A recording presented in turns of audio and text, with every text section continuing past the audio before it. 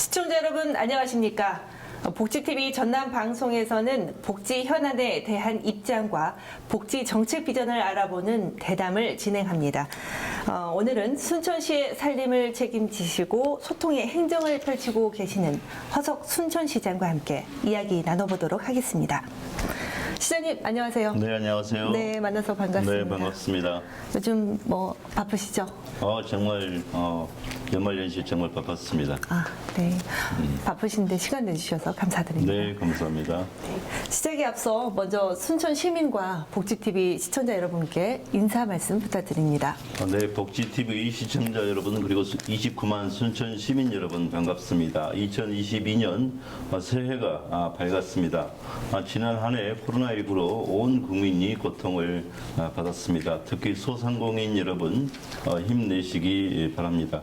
우리 순천시에서는 2022년에 정책을 실물 경제를 회복하는, 그래서 회복하는 일상, 살아나는 경제로 잡았습니다. 소상공인 여러분을 포함한 29만 순천 시민들께서 일상을 회복할 수 있도록 많은 정책을 펼치도록 하겠습니다. 네, 그럼 지금부터 복지 정책에 대한 전반적인 이야기를 시작해 보도록 하겠습니다. 코로나19로 인해서 전 국민이 힘들어하고 있는데요.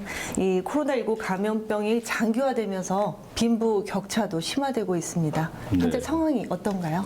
그건 우리 순천뿐만 아니라 전 인류가 당면한 문제라고 생각을 합니다. 우리 순천시는 며칠 전 발표된 자료에 의하면 수도권을 제외한 지방 도시 가운데 가장 살기 좋은 도시 1위로 선정이 되었습니다. 도시가 살기 좋다고 하는 것은 어떤 분의 책에 따르면 풍화, 격 세 가지를 말하는데요. 일단 풍요로움이 있어야 됩니다. 먹고 살만하고 일자리가 있고, 또 격이라고 하는 것은 도시의 품격이죠. 우리 순천처럼 생태도시 환경, 정주 여건이 좋은 도시가 없습니다. 그래서 남은 하나가 화합인데요. 이 부분이 바로 복지입니다. 이 세 가지가 삼박자가 골고루 갖춰졌기 때문에 살기 좋은 도시인데 코로나19로 잠시 주춤한 부분이 있습니다. 그래서 이런 복지 사각지대를 없앰으로써 우리 순천시가 명실공히 정말 살기 좋은 도시가 될 수 있도록 이런 불균형을 없애도록 노력하겠습니다. 네, 순천에서는 이 라면이나 이런 생필품을 전달하는 건분 운동을 펼치고 있는데요. 순천시에서만 이게 진행이 되는 건가요? 건분이라고 하는 게 이제 나눔을 권장한다, 권분이거든요. 먹민심서에서 제가 본 내용을 코로나19 상황에 적용한 것입니다. 그래서 재난을 당하였을 때 고을의 수령이 나눔을 권장해야 된다. 이게 의무사항이라고 적혀 있습니다. 저는 코로나19 상황에서 건분 운동을 제안하였고, 건분 꾸러미를 보내드리는 운동에서부터 착한 선결제, 건분 가게, 마스크 나눔 운동, 어깨동무 가게, 그리고 장애 인식 개선을 위한 학교 가는 길 영화 티켓 나눔 운동, 그리고 김장 나눔 운동에 이르기까지 이게 전 국민을 감동을 시켰습니다. 덕분에 상도 많이 탔습니다. 그렇군요. 네. 그 일상 회복 지원이나 이 돌봄 대책들 어떻게 추진되고 있나요? 아시다시피 우리 순천은 재정 여건이 여타 인근 도시에 비해서 매우 좀 열악한 편입니다. 재정 자립도가요 20%가 안 됩니다. 우리 예산이 100이라면 100 중에 20도 안 되는 게 자체 수입이고요. 나머지는 국비나 도비에 의존을 해야 됩니다. 그래서 시장이 재량으로 쓸 수 있는 돈이 정말 턱없이 부족한 이런 실정인데요. 그럼에도 불구하고 지난 한 해 코로나19로 취소된 행사라든지 축제 이런 정말 가정에서 살림을 하시는 우리 주부 여러분들 이 느낌 받으실 겁니다. 정말 짜고 또 짜서 예산을 만들어서 시민 여러분들께 일상회복 지원금을 10만 원씩 주는데요. 이것만 해도 290억 원입니다. 우리 시 예산으로서는 남들은 작은 돈일 수 있겠지만 우리 시 예산에서 290억 원을 빼내는 것은 만만치 않은 일입니다. 뿐만 아니라 소상공인 지원 싹 하면 수백억 원을 한 번에 지원을 해야 되기 때문에 결코 만만치 않지만 이 돈이 또 돌고 돌아서 우리 지역 경제를 활성화시킨다는 믿음이 있기 때문에 그런 결단들을 내렸고요. 시민들께서 조금이나마 위안이 되었다고 생각을 합니다. 네, 이런 지원 사업들을 말씀해 주셨는데 이제 이 코로나19로 인해서 복지 사각지대가 이제 더 넓어지고 있는 네. 상황입니다. 근데 이에 따른 지원이 필요할 것 같은데요. 네. 이런 부분들은 어떻게 대응하고 있나요? 사실은 복지는 복지 예산만 보면은 계속 급증하고 있습니다. 또 복지 관련된 인원이나 공무원들도 계속 늘어나고 있죠. 그러니까 복지 사각지대가 넓어지고 있다고 하는 표현보다는 복지에 대한 수요가 더 커지고 있는 거죠. 네. 복지가 잘 되면 될수록 복지에 대한 수요가 늘어나기 때문에 사각지대가 많은 것처럼 보여지는 것입니다. 과거에는 복지의 대상이 아니라고 생각했던 분들조차도 이제 우리도 대상이 되야겠다 이런 생각하다 보니까 늘어나는 것이고요. 하지만 여기에 맞춰서 우리 순천시는 복지망을 촘촘히 그물로 보면 이 그물거를 촘촘하게 짜서 빠져나가는 분들이 없도록 이렇게 하고 있습니다. 이 부분은 우리 행정만의 일이 아니고 민간 영역에서도 이 복지 네트워크를 강화하고자 다양한 노력을 하고 있습니다. 네, 이제 비대면 확산으로 이제 우리 사회 모습이 많이 변화가 네. 돼 있는 모습입니다. 이제 코로나19 이후에 복지 패러다임이 변화해야 한다는 의견이 있는데 네. 어떻게 변화해야 한다고 보십니까? 이제 방금 말씀하신 것처럼 이제 비대면이 많이 늘어날 텐데 앞으로 코로나19 이후에도 많은 감염병 위기가 올 거라고 생각을 합니다. 네. 그래서 비대면이 좀 숙달이 돼야겠죠. 그래서 얼마 전에 저희 순천에서는 업무 협약을 맺었습니다. 홀로 사는 어르신들을 위한 그 돌봄 로봇. 네. 우리 순천의 그 캐릭터인 루미와 뚱이를 이렇게 상징화해가지고 네. 이 말동무가 되는 거죠. 그리고 이 어르신들의 상태를 체크하고 뭐 이런 것처럼 과거에는 생각할 수 없었던 것들이지 않습니까? 네. 이제는 복지의 수요가 늘어나고 있기 때문에 복지 관련 공무원만의 일이 아니다. 그래서 아까 말씀드린 것처럼 민간 영역이 총 동원되야겠다. 그래서 저희 순천시에서는 사회복지협의회가 다른 어떤 도시보다 활성화된 그런 도시로 보면 되겠고요. 모범적인 사회복지협의회가 민간 영역에서 구축되어 있습니다. 네. 그래서 민관 합동으로 우리 29만 순천 시민이 복지 사각지대에서 고통받는 부분이 단 한 분도 없도록 그렇게 하고 있습니다. 네, 이제 복지 예산에 대한 다음 질문으로 이어가 보겠습니다. 네. 이제 모두를 위한 도시, 포용적 국가를 만들기 위해서 이제 해마다 복지 예산이 증액이 되고 있는데요. 이제 시민들은 여전히 체감이 어렵다는 의견이 많습니다. 어떻게 보십니까? 체감하지 못하신 분들은 복지 대상자가 아닐 수도 있겠죠. 뭐 스스로를 우리가 중산층 그러면은 어디를 볼 건가? 본인들은 중산층이라고 생각을 하면서 또 때로는 복지 문제가 나오면은 또 복지의 수혜자가 되야겠다는 생각하시면서 있을 수 있는데요. 조금 전에도 말씀드렸다시피 복지 관련 예산이 정말 급증하고 있습니다. 이 부분은 뭐 피부로 다 실감을 하고 있는데요. 그럼에도 불구하고 내가 혜택을 못 받으면 이건 복지가 안 되어 있는 겁니다. 그래서 그렇군요. 29만 순천 시민 모두가 복지 대상자가 수혜자가 될 수는 없지 않겠습니까? 네. 다만 이 점을 좀 보완하기 위해서는 선별적 복지와 보편적 복지에서 이걸 잘 섞어야 됩니다. 소상공인에게는 집중하고 때로는 일상회복지원금처럼 29만 순천 시민에게 골고루 나눠주는 이게 이제 지금 대선에서도 쟁점이 되고 있지 않습니까? 네. 이 선별적 복지와 보편적 복지를 잘 결합하는 게 정책의 방향이 될 거라고 저는 생각을 합니다. 그렇다면 복지 불균형을 해소하기 위한 방안이 있다면요? 불균형이라고 하는 것은 이렇죠. 복지 수혜자인데 대상자인데 못 받는 경우 이게 이제 아까 사각지대와 비슷한 것입니다. 예컨대 정말 먹고 살기 힘든데 자녀가 있어요. 네. 이 나쁜 자녀들이죠. 부모를 돌보지 않는 거예요. 근데 자녀는 재산이 많아요. 이게 복지 대상자가 아닙니다. 네. 현재 살기는 힘들죠. 이런 분들을 위해서 국가가 정부에서 제도에 변화가 60년 만에 왔습니다. 그래서 그런 분들도 이제는 복지 대상자가 될 수 있도록 했기 때문에 우리 시에서도 그분들을 발굴이라면 이상하지만 좀 혜택을 받을 수 있도록 전부 하고 있고요.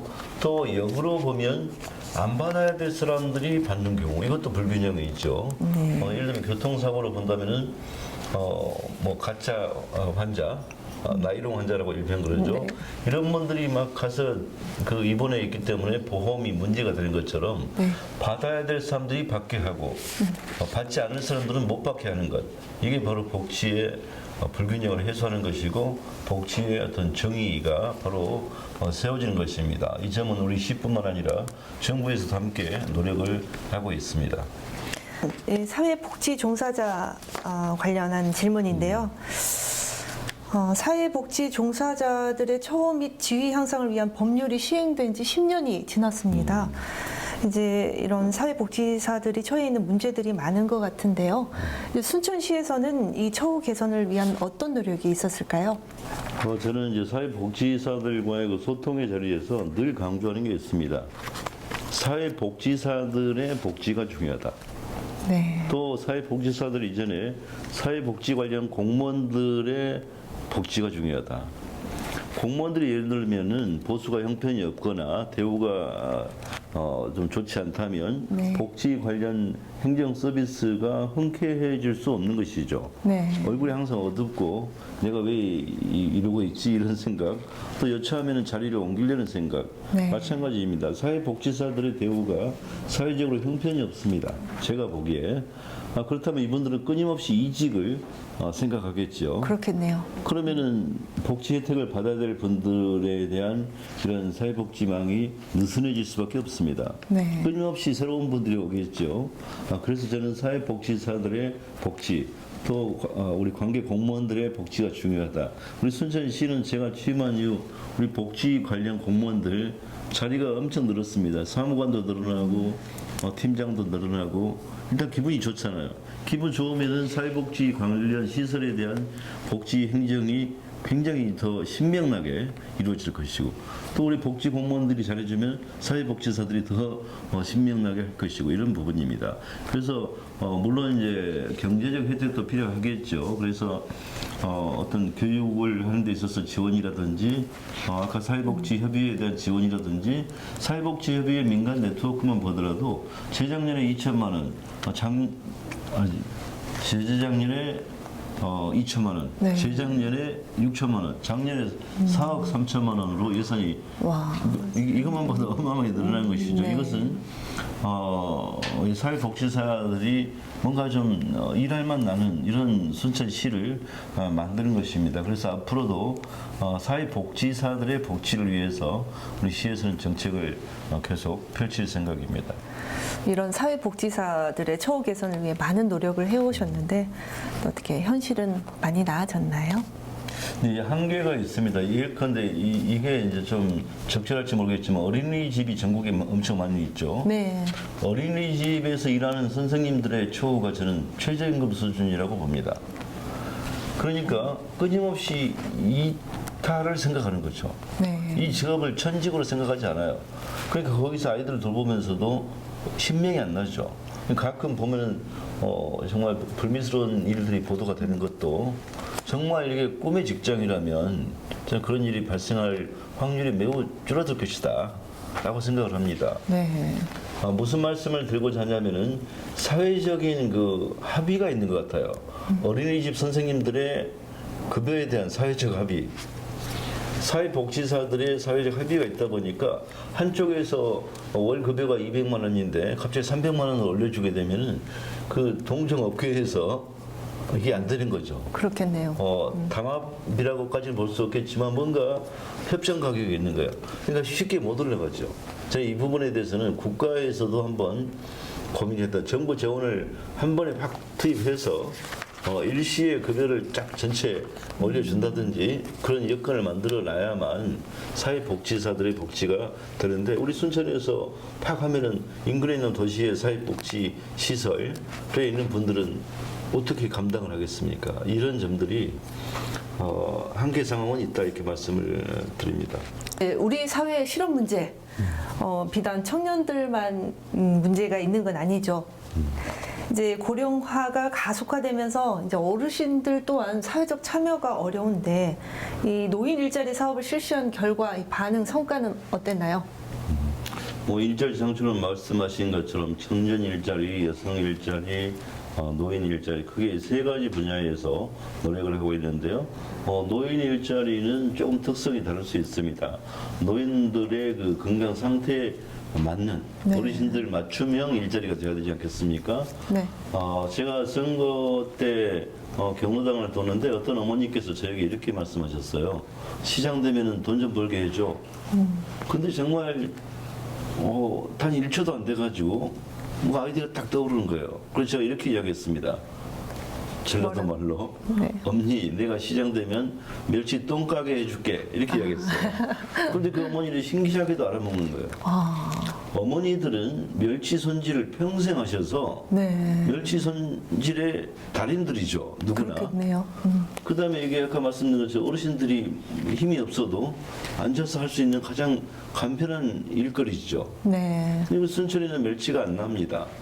통영이나 이런 데서 멸치를 1억 원어치를 사왔다. 그래가지고 경로당에 나라들에서 멸치를 손질하면 손질 멸치를 파는 거죠. 네. 1억 2천이 됐다. 2천만 원이 남는다. 그걸 나눠 드리는 거예요. 그럼 손주들 용돈벌이 되는 거죠. 경로당에 가보면은 세 종류입니다. 어머니들이. 그냥 누워 자시는 분들. 주무시고 계세요. 아무 할 일 없이. 그나마 이거 하고 계신 분들은 그나마 낫습니다. 네. 세 번째가 뭔지 압니까? 구경하는 거예요. 하트 치는 거 구경해요. 네.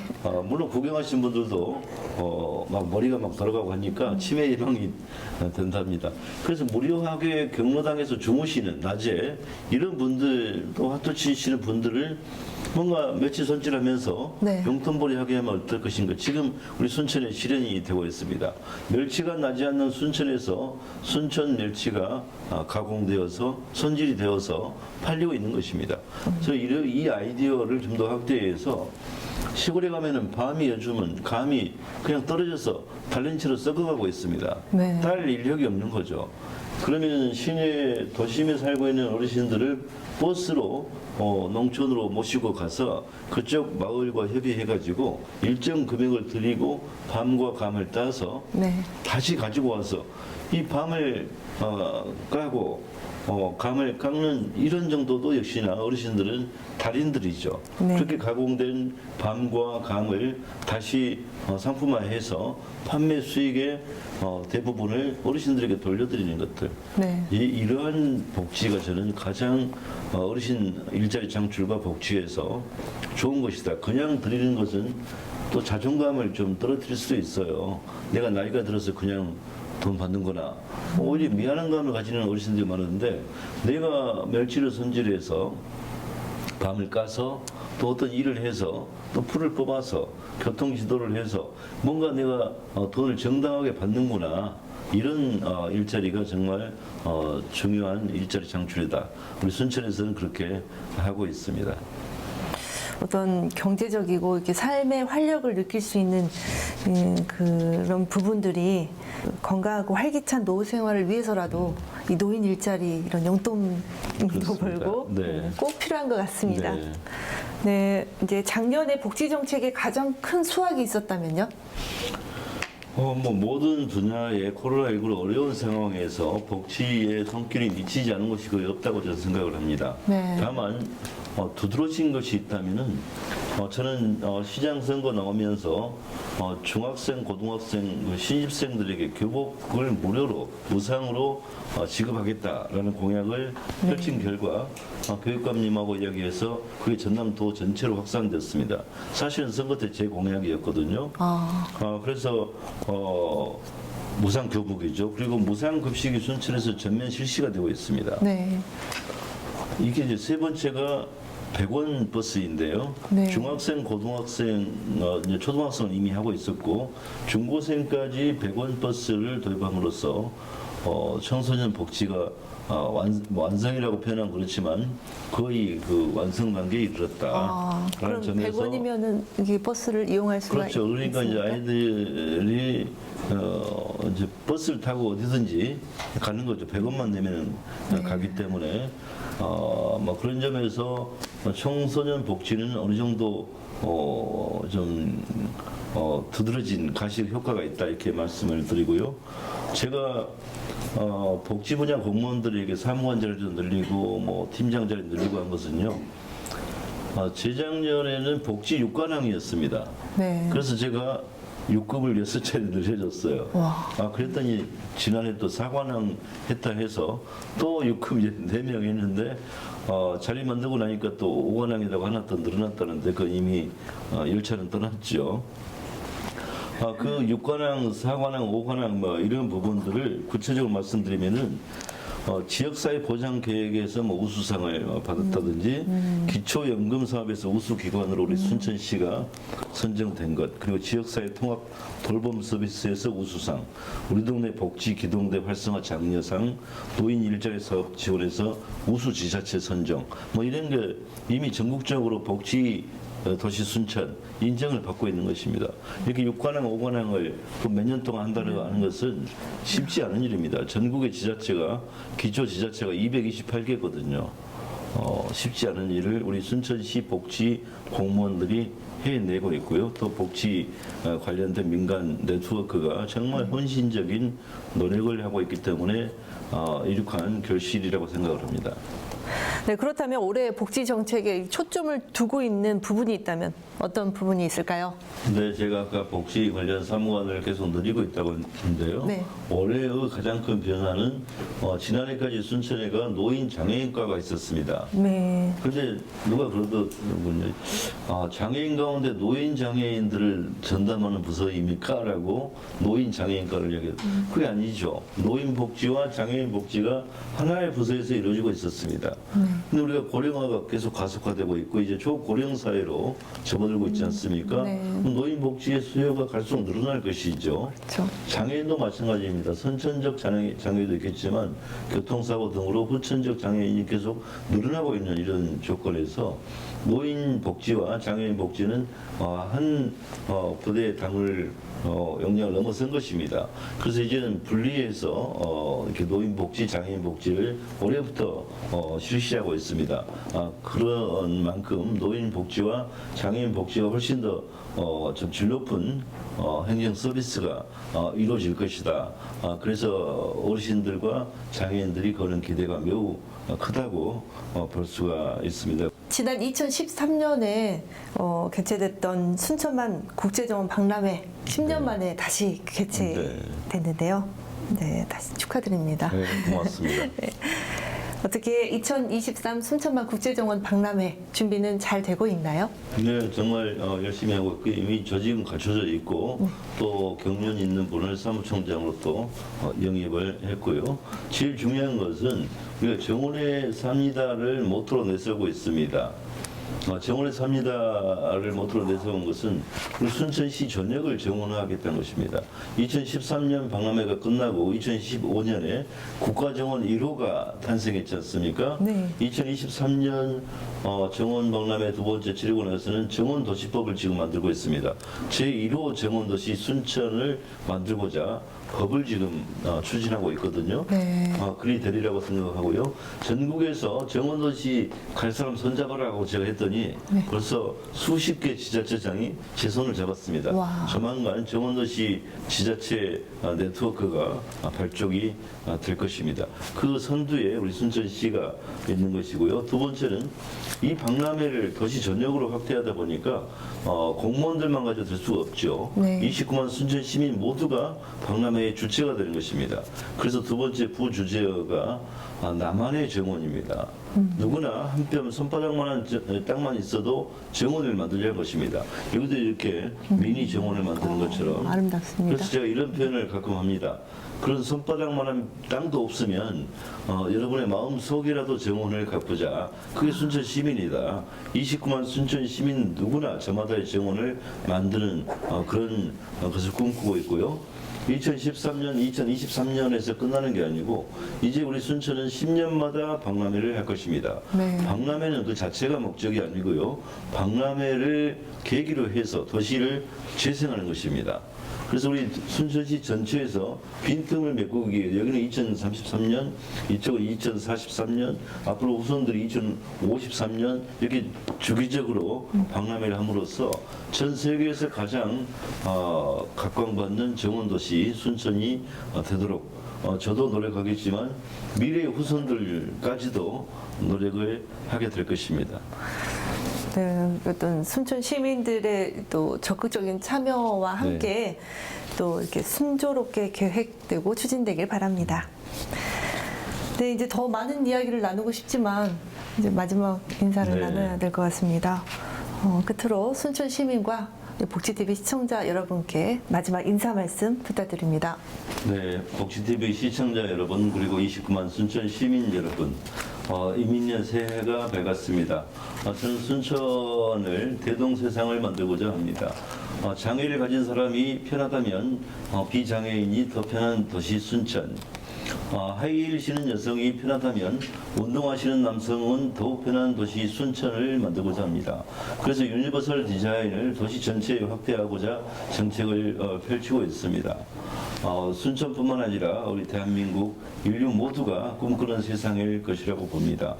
시민 여러분 그리고 시청자 여러분, 차별 없는 사회를 만들기 위해서 함께 노력을 했으면 좋겠습니다. 네, 사회적 약자를 포함한 모든 사람이 장벽이 없는 그리고 모든 사람들이 권리를 정당하게 누리는 그런 배리어 프리 코리아가 여러분의 삶을 책임질 수 있기를 기대합니다.